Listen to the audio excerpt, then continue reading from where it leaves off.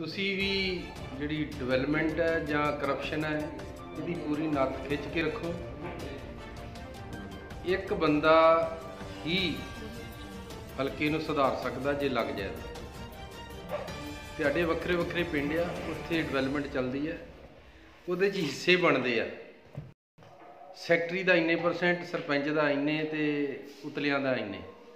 ਤੇ ਜੇ ਤੁਸੀਂ ਬਕਾਇਦਾ ਸਾਰਾ ਕੁਝ ਦੇਖਦੇ ਹੋ ਕਿ ਸੀਮਟ ਪਈ। ਰਾਣਾ ਸਾਹਿਬ, ਅੱਜ ਤੁਸੀਂ ਇੱਕ ਵਿਸ਼ੇਸ਼ ਮੀਟਿੰਗ ਜਿਹੜੀ ਐਕਸਮੈਨ ਨੇ ਉਹਨਾਂ ਦੀ ਬੁਲਾਈ ਹੈ। ਅੱਜ ਦੀ ਜਿਹੜੀ ਵਿਸ਼ੇਸ਼ ਮੀਟਿੰਗ ਦਾ ਮੁੱਦਾ ਕੀ ਸੀ ਤੁਹਾਡੇ ਇੱਥੇ ਆਫਿਸ ਵਿੱਚ ਜਿਹੜੇ ਬੁਲਾਏ ਗਏ ਨੇ?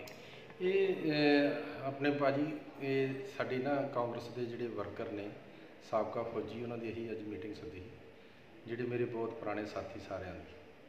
ਉਹਨਾਂ ਨੂੰ ਅਸੀਂ ਅਵੇਅਰ ਕਰਨ ਲਈ ਕਿ ਜਿਹੜੇ ਪੈਸੇ ਸਰਕਾਰ ਵੱਲੋਂ ਆ ਰਹੇ ਆ ਡਿਵੈਲਪਮੈਂਟ 'ਤੇ ਜਿਹੜੇ ਲੱਗਦੇ ਆ, ਉਹ ਕਰਪਟ ਅਫਸਰ ਜਾਂ ਕਰਪਟ ਕੋਈ ਲੀਡਰ ਨਾ ਛਕ ਜਾਣ।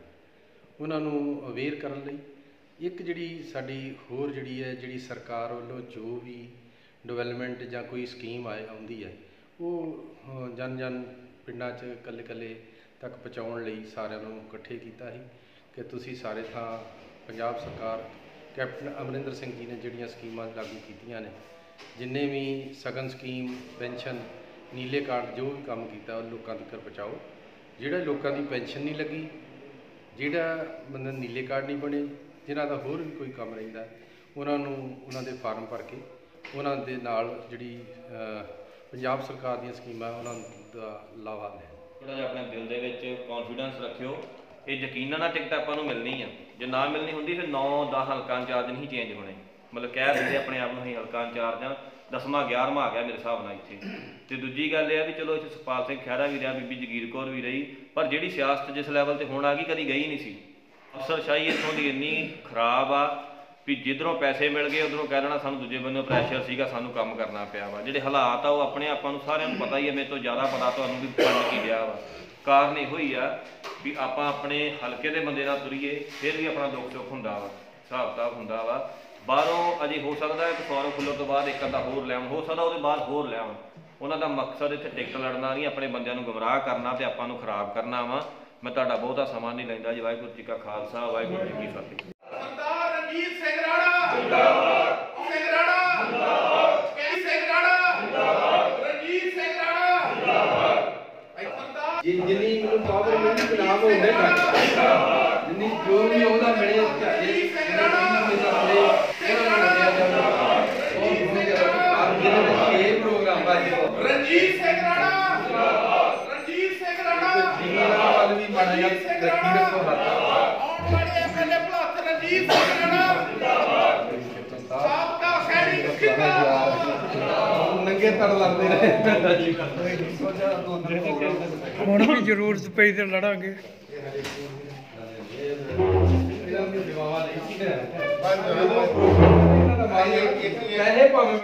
ਹਲਕਾ ਭਲੱਥ ਦੇ ਕਾਂਗਰਸੀ ਇੰਚਾਰਜ ਸਰਦਾਰ ਰਣਜੀਤ ਸਿੰਘ ਰਾਣਾ ਨੇ ਆਪਣੇ ਦਫ਼ਤਰ ਦੇ ਵਿੱਚ ਇੱਕ ਵਿਸ਼ੇਸ਼ ਮੀਟਿੰਗ ਸਾਬਕਾ ਫੌਜੀਆਂ ਜੀਓਜੀ ਮੁਲਾਜ਼ਮਾਂ ਦੀ ਬੁਲਾਈ ਗਈ।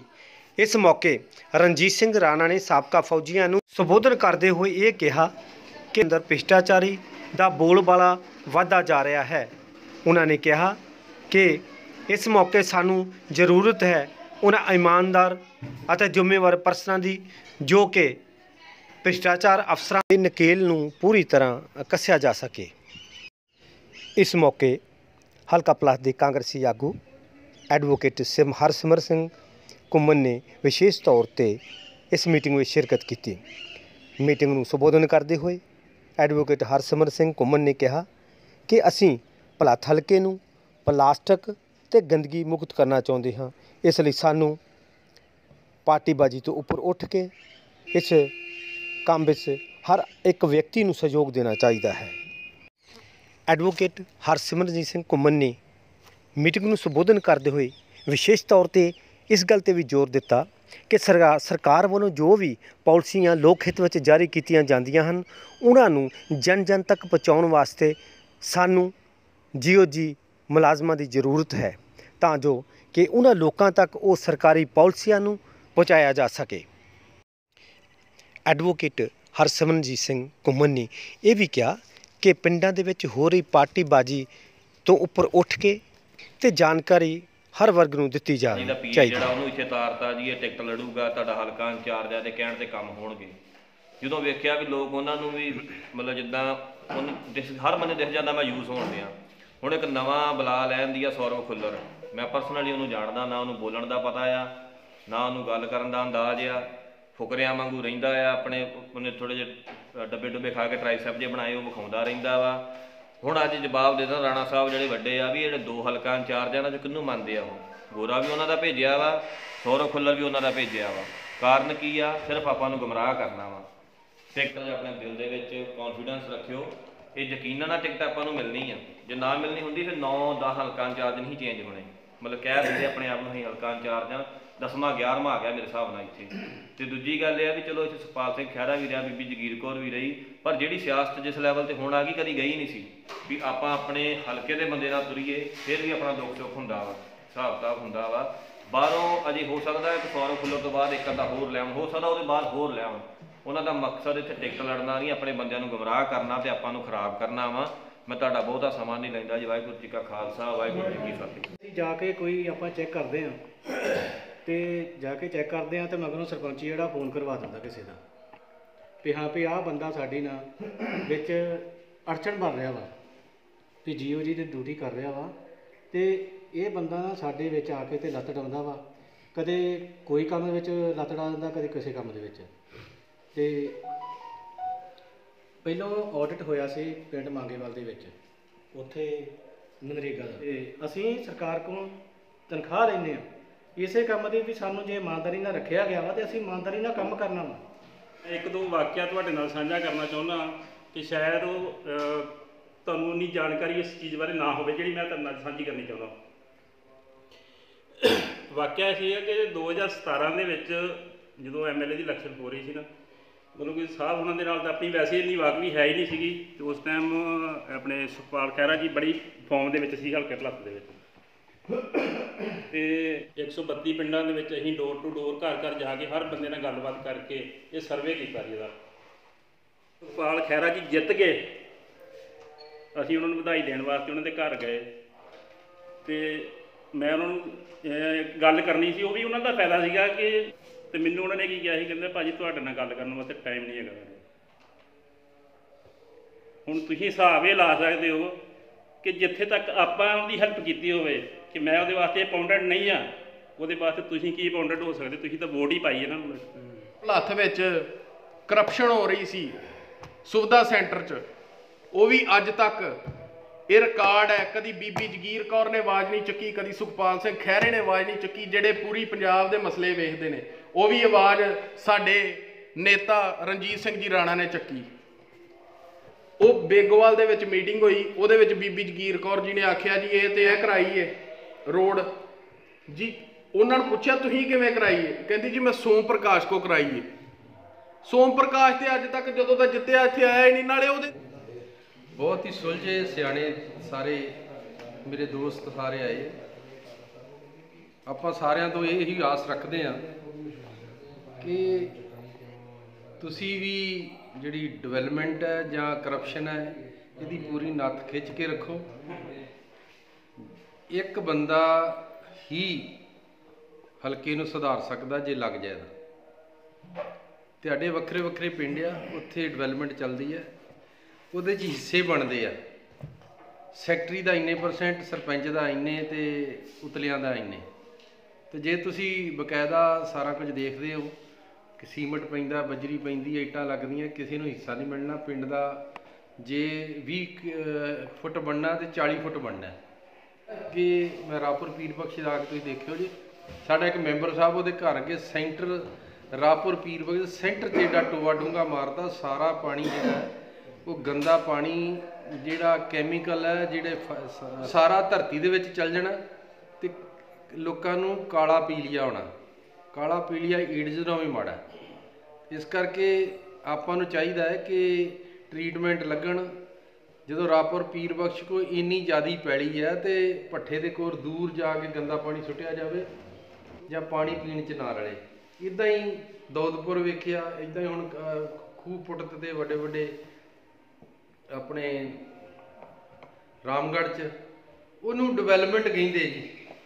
ਛੱਪੜ ਤੇ ਤੁਸੀਂ ਇਦਾਂ ਕਰੋ, 1 ਰੁਪਈਆ ਨਾ ਖਰਚੋ, ਮੈਨੂੰ ਦਿਓ, ਮੈਂ ਮਿੱਟੀ ਵੀ ਚੁਕਾ ਦੇਣਾ, ਜਿੰਨੀ ਕਹੋ ਤੇ ਰੇਤਾ ਵੀ ਫ੍ਰੀ ਚੁਕਾ ਦੇਣਾ, ਜਿੰਨਾ ਟੋਆ ਕੱਢਾ ਫ੍ਰੀ ਕਢਾ ਦੇਣਾ।